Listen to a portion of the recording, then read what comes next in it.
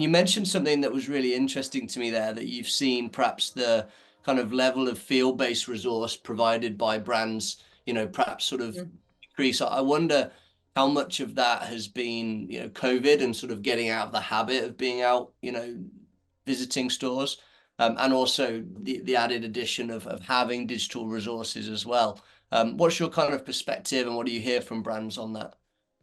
It's mixed. I would say some brands are back. I would say full strength to where we saw them 2018, 2019, and out there in the fields, and some aren't and want to be, and some aren't and are content with leveraging digital assets and using the training at scale model as best they can. And so depends kind of on the size of the brand and scope of what they're doing. But it's been interesting to see the way it's fallen out over the last couple of years. Yeah, absolutely. And I think that's actually a really good segue into talking more about those relationships and the sort of content. Our topic today is obviously trying to go beyond the kind of product training and that kind of Mhm. tick box exercise of yeah, we've provided the information, so our job here is done. If we think back to the days where it was all done by the rep in the field visiting stores, the goal was not just to impart knowledge. The goal was actually to build a relationship, to build advocacy, to build trust, to build interest in the brand. And I think that's a really, really important part, and something that I'm sure we'll go on to sort of touch on. But something I was going to mention is we've definitely noticed a lot of brands that perhaps really pulled back their field-based Mhm. sort of teams in COVID, actually now go the other way. And I think that in some senses, having a physical team um, allows you to kind of force engagement to some degree, because you can't be ignored if you're in the store saying Right. hello.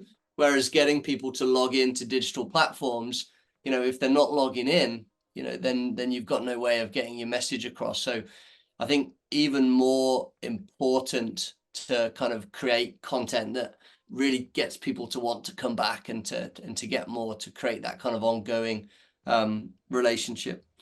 So let's dive into that supplier side a little bit. I know Fleet has a lot of suppliers as a multi-brand retailer, and tell us a little bit about the relationships that you have with brands, and also just the different approaches, or how kind of keen they are to provide training to your staff.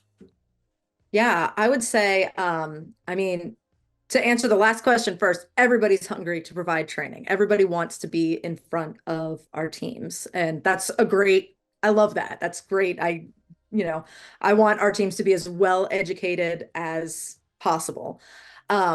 We have at Fleet, I mean, we have so many brands that we work with, but we have 20 in particular that are vendor partners of ours. Okay. And so we put a little bit more emphasis on our relationships with them. And I would say those are the ones that I look to give kind of first opportunity for training opportunities. And when we do have in-person live training to give them a chance to be in front of our teams.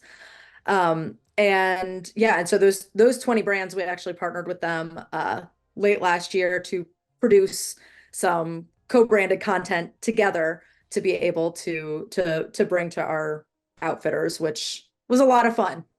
Yeah, I can imagine, and we've got a video we're going to show later, which I think is Yes. is a perfect example of how valuable that sort of exercise has been for you.